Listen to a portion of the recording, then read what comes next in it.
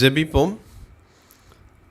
சிலுவை வழியாக மீட்பை எங்களுக்கு சம்பாதித்து தந்த எங்கள் அன்பின் ஆண்டவரே, இந்த ஆண்டும் நோன்பு காலத்தை எங்களுடைய வாழ்வில் தந்திருப்பதற்காக நாங்கள் உமக்கு நன்றி சொல்கின்றோம். இந்த நோன்பு காலத்தை உம்மோடு கூட இணைந்து வளர்வதில் நாங்கள் மிகுந்த அர்ப்பணத்தோடு பயன்படுத்த எங்களுக்கு உதவி செய்ய வேண்டும் என்று ஜெபிக்கின்றோம். உம்முடைய திருமறையின் ஊடாக உம்மை நோக்கி பார்க்கவும், எங்களுடைய வாழ்வை சுத்தப்படுத்தவும், இன்னமும் எங்களிலே காணுகின்ற குறைகளை விடுத்து உம்மிலே நாங்கள் நிறைவாக வளர்வதற்கு இந்த நாட்கள் எங்களுக்கு துணை செய்ய வேண்டும் என்று இயேசு கிறிஸ்துவின் பெயரில் கேட்கிறோம் சுவாமி. ஆமேன். தொடர்ந்து சிறப்பு பாடல் பாட கேட்போம்.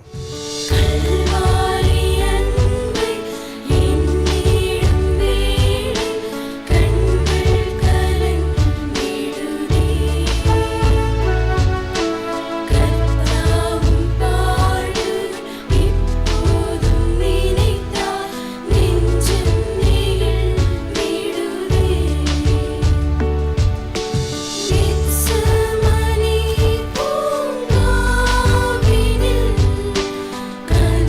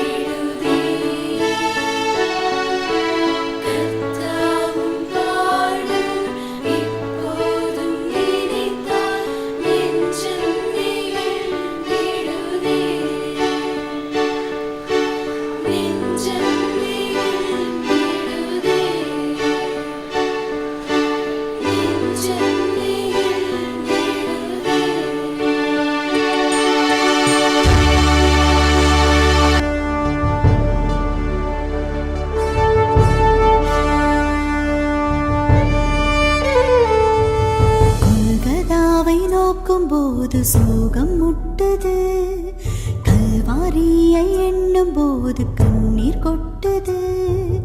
கொல்கதாவை நோக்கும் போது சோகம் முட்டுது, கல்வாரியை எண்ணும் போது கண்ணீர் கொட்டுது. யாருக்காய் இந்த பாடுகள், யாருக்காய் இந்த காயங்கள், என் பாவம் போக்க மறித்தீர், என் சாபம் நீக்க மறித்தீர். கொல்கதாவை நோக்கும் போது சோகம் முட்டுது, கல்வாரியை எண்ணும் போது கண்ணீர் கொட்டுது.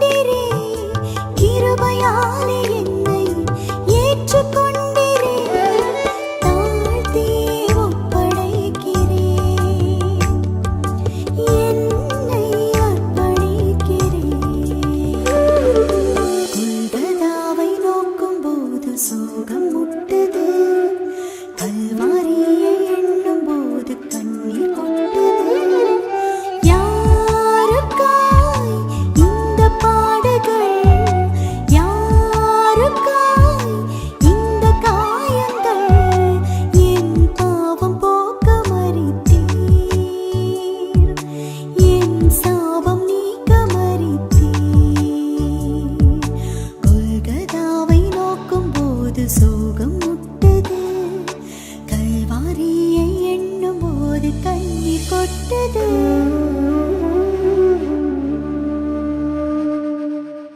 கர்த்தரும் இரட்சகருமாகிய இயேசு கிறிஸ்துவின் திருப்பெயரில் ஏலிம் டிவி நேயர்கள் அனைவருக்கும் அன்பான வாழ்த்துக்களை தெரிவித்துக் கொள்கின்றேன்.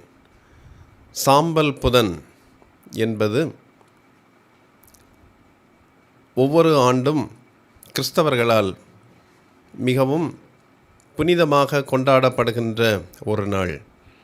இந்த நாளில் சாம்பலை அடையாளமாக நெற்றியில் பூசுவதும், சாம்பலை பல்வேறு நிலைகளில் வரைந்து கொள்வதும் வழக்கமாக இருக்கின்றது. இந்த சாம்பல் மனம் திரும்புதல் மற்றும் இதயத்தை தாழ்த்துதலின் அடையாளமாக கொள்ளப்பட்டு வருகின்றது. நாம் சாம்பல் போன்றவர்கள் என்பதையும் இது சொல்லுகின்றது. இன்று தாவீதின் ஜெபத்தில் அவர் தன்னை தாழ்த்துகின்ற 3 விதங்களையும் அந்த ஜெபத்தின் மூலமாக தன்னுடைய ஆவியை குறித்து அவர் சொல்லுகின்ற சில காரியங்களையும் நாம் கற்றுக்கொள்ள இருக்கின்றோம். இதற்கு ஆதாரமாக எடுத்துக்கொண்ட திருமறை வாக்கியம் 51 சங்கீதம் 17 தேவனுக்கு ஏற்கும் பலிகள் நொறுங்குண்ட ஆவிதான். தேவனே, நொறுங்குண்டதும் நறுங்குண்டதுமான இருதயத்தை நீர் புறக்கணியீர். இந்த சங்கீதத்தில் மனிதனுடைய ஆவியை குறித்து 3 காரியங்களை நாம் கற்றுக்கொள்கின்றோம். தாவீது கடவுளுக்கு விரோதமாக பாவம் செய்த பிறகு இந்த விண்ணப்பத்தை அவர் ஏறெடுக்கிறார். இந்த விண்ணப்பத்தில் முதலாவது அவர் சொல்லுகின்ற ஒரு காரியம், ஆவியை புதுப்பியும் என்று கேட்கிறார். 51 சங்கீதம் 10 தேவனே, சுத்த இதயத்தை என்னிலே சிருஷ்டியும், நிலைவரமான ஆவியை என் உள்ளத்திலே புதுப்பியும் என்று விண்ணப்பிக்கிறார். மனிதராகிய நம் அனைவருடைய உள்ளத்திலும் தூய ஆவியர் இருக்கின்றார். ஆனால் பாவம் செய்கின்ற பொழுது அந்த தூய ஆவி நம்மை விட்டு விலகி விடுகின்றது. ஆகவே இந்த அனுபவத்தை உணர்ந்த தாவீது, ஆண்டவரே, நான் பாவம் செய்தேன், என்னுடைய ஆவியை புதுப்பியும் என்று வேண்டுகிறார். சாம்பல் புதன்கிழமையில் நாம் செய்ய வேண்டிய ஒரு ஜெபம், ஆண்டவரே, என்னுடைய ஆவியை புதுப்பியும், சுத்த இதயத்தை எனக்கு தாரும், என்னிலே இருக்கின்ற அழுக்குகளை அகற்றி உம்முடைய ஆவியால் என்னை ஆட்கொள்ளும் என்று நாம் ஜெபிக்க அழைக்கப்படுகிறோம். 51 சங்கீதம் 11 உமது சமூகத்தை விட்டு என்னை தள்ளாமலும் உமது பரிசுத்த ஆவியை என்னிடத்திலிருந்து எடுத்துக்கொள்ளாமலும் இரும் என்று ஜெபிக்கிறார். இங்கே ஆவியை வைத்திரும் என்று சொல்கிறார். பாவம் செய்தவுடன் இந்த ஆவியின் அனுபவம் தன்னை விட்டு போய்விட்டதை அவர் உணர்கிறார். ஏனெனில் 1 சாமுவேலின் புஸ்தகம் 16 தாவீதினுடைய அனுபவம் இவருக்கு அடிக்கடி நினைவில் வந்தது. இங்கே இந்த வசனத்தில் சவுல் பாவம் செய்கிற பொழுது அடிக்கடி தீய ஆவியினால் ஆட்கொண்ட ஒரு அனுபவத்திற்கு உட்பட்டார். அப்படி தீய ஆவியினால் அவர் ஆட்கொள்ளப்பட்ட பொழுது தாவீதை அழைத்து இசை மீட்டும்படி சொல்கிறார். அந்த இசையை கேட்ட ஆவி கடவுளுடைய ஆற்றலால் சவுலிடமிருந்து போய்விட்டது. மீண்டும் இந்த தீய ஆவியினால் அவர் பீடிக்கப்படுகிற பொழுதெல்லாம் தாவீது வந்து அவருக்கு உதவி செய்கிறார். ஆகவே இப்போது பாவம் செய்த தாவீது தன்னுடைய ஆவி தன்னை விட்டு எடுபட்டு போய்விடக்கூடாது. உமது சமூகத்தை விட்டு என்னை தள்ளாமல் உமது பரிசுத்த ஆவியை என்னிடத்திலிருந்து எடுத்துக்கொள்ளாமலும் இரும், இந்த ஆவியை என்னுள்ளேயே வைத்திரும் என்று சொல்கின்றார். நண்பர்களே, சாம்பல் புதனாகிய இந்த நாளில் பாவம் செய்வதனால் நம்முடைய ஆவி அவ்வப்போது எடுக்கப்பட்டு வருகின்ற நிலை இருக்கும் என்று நாம் உணர்ந்தால் இந்த ஆவியை எப்போதும் என்னுள்ளே வைத்திரும் என்கின்ற ஒரு ஜெபத்தை செய்ய அழைக்கப்படுகிறோம். 12ஆம் வசனத்தில் ஆவியால் தாங்கும் என்று ஜெபிக்கிறார். உமது இரட்சண்யத்தின் சந்தோஷத்தை திரும்பவும் எனக்கு தந்து உற்சாகமான ஆவி என்னை தாங்கும்படி செய்யும் என்று சொல்கின்றார். புதுப்பிக்கப்பட்ட இந்த ஆவி அமைதியாக தன்னுள்ளே இருப்பதை அவர் விரும்பவில்லை. எப்போதும் இந்த ஆவியால் தான் தாங்கப்பட வேண்டும், தான் நடத்தப்பட வேண்டும் என்று அவர் விரும்புகிறார். ஜாய்ஸ் சந்நியாசி என்பவரை பற்றி நம்மில் பலர் அறிந்திருக்கிறோம். ஒருமுறை அவர்கள் மார்த்தாண்டத்திலிருந்து பாகோடு சாலை வழியாக நடந்து செல்லுகிற பொழுது மார்த்தாண்டம் அந்த ஜங்ஷனில் வைத்து அவர்களுடைய சேலையில் ஒரு கிழிசல் ஏற்பட்டு விட்டது. சாலையில் செல்லுகிறார்கள். ஆண்டவரே என்று சொல்லி அடுத்த அடியை அங்கே வைக்கிற பொழுது கீழே ஒரு ஊசியும் நூலும் இருந்தது. அதை எடுத்து அருகே இருந்து அதை தைத்து கொண்டு அவர்கள் சென்றார்கள். ஆவியால் நடத்தப்படுகிறவர்கள் இதுபோன்ற அனுபவங்களை தினம்தோறும் வாழ்க்கையில் பெறுகிறார்கள். நாமும் இன்று ஆண்டவரிடம் வேண்டுவோம், ஆண்டவரே, எனக்குள்ளே இருக்கிற ஆவியை நீர் புதுப்பியும், சுத்த இதயத்தை தாரும். இந்த ஆவி அவ்வப்போது எடுபட்டு போகாமல் என்னுள்ளேயே இருக்கும்படி இதை எனக்குள்ளே வைத்தரும். உம்முடைய ஆவியால் என்னை தாங்கும் என்று கேட்போம். ஆண்டவர் நம்மை ஆசீர்வதிப்பாராக. ஆமேன்.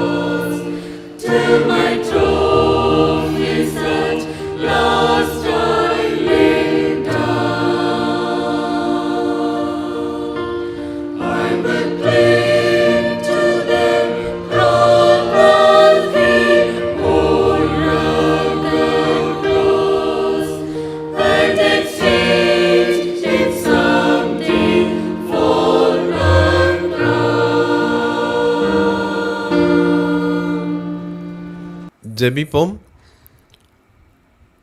ஆவியால் அனுதினமும் எங்களை தாங்குகின்ற எங்கள் அன்பின் ஆண்டவரே, இந்த நாளிலும் சாம்பல் புதன் என்று நோன்பு நாட்களை துவங்குகின்ற முதலாம் நாளிலிருந்து உம்முடைய ஆவியால் நாங்கள் தினந்தோறும் தாங்கப்படுகின்ற அனுபவத்தை எங்களுக்கு தாரும். எங்களுக்குள்ளே இருக்கின்ற உம்முடைய ஆவி எடுபட்டு போகாமல் எப்போதும் எங்களில் இருக்கும்படி நாங்கள் நடந்து கொள்ள எங்களுக்கு அருள் தாரும்.